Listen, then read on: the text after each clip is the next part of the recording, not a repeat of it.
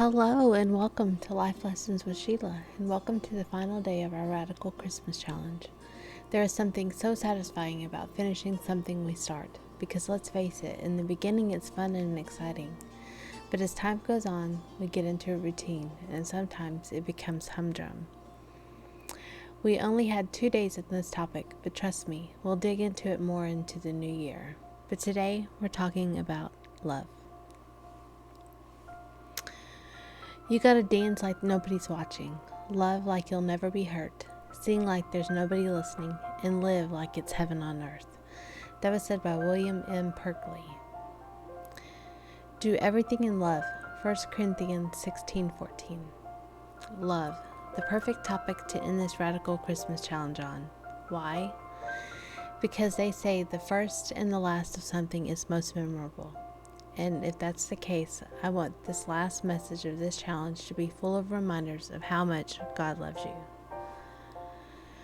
We accept love we think we deserve. That was said by Stephen Chbosky. Sometimes we do not grasp the love of others until it's no longer there. But if we strive to do everything in love, how can we forget? We do not let the idea of love out of our minds, hearts, then we will indeed love at all times. I know it's after Christmas, but there's one gift you can give all year. That's right, love. If everything you do is an outpouring of the love that is within you, then you do not have the capacity to do anything out of selfish ambition, out of greed, or out of hate, not even out of boredom. That's right, you might have landed on this video because you're bored, or no one else that you follow has posted. Let me assure you, if you're here, it's for a reason. Maybe you need to be the reminder that everything we do should be done in love. That means every word you speak, every hour you are on the clock at work, every time you're stuck in traffic, and even when dealing with hard-to-handle people. Live like you're doing everything out of love. Love like you're doing everything out of love. Pretend the person in a long line in front of you is Jesus himself. Are you going to cuss him out because he's taking too long? What about that person whose car died on the freeway, backing up traffic for miles? Are you going to flip them off and say some unchained words to show your disdain? Or are you going to pray for them, offer them a smile, maybe even offer a bottle of water?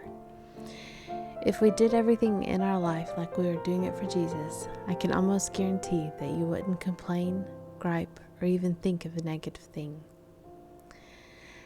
That is the mentality I started using just before we were house hunting. I began to clean our house like the Lord was coming for a visit. I prepared our meals like I was preparing them for Him. I even did laundry as if I was doing it for Jesus. You want to know what I learned? I had a better attitude. I kept a better home without complaining. I prepared our meals with more love and attention, and even learned that I enjoy doing laundry. It was eye-opening. Within months, we found our perfect home, and 2 months later, we moved in. It felt like a lifetime, but it was only 3.5 short months from the first walking in to getting inspections, waiting and underwriting during 3 holidays, Thanksgiving, Christmas, and New Year's, to walking in and signing papers to receiving keys. My attitude changed my atmosphere and the atmosphere around everyone who was around me. At that time, I was teaching, so I had changed how I approached my job, as if I was working for Him, which I was essentially. For those who don't know, I taught for 13 years at a private Christian preschool. Let me tell you, not everyone I taught with had the mind of Christ, but the impact I had on their lives, as well as over 200 kids I taught through those years, as well as their parents, will tell you that I loved Jesus, and it showed. I challenge you, in whatever area in your life that you want to see change, approach it in love.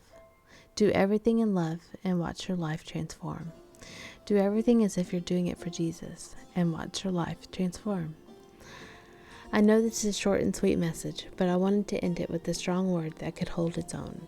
I hope you have enjoyed this challenge with me and have gone through all the videos. If you missed any, there is a link in the description box below to catch the whole playlist. I do hope you and your family had a very Merry Christmas. The next few days are sure to get you in gear for the new year. I'll see you then.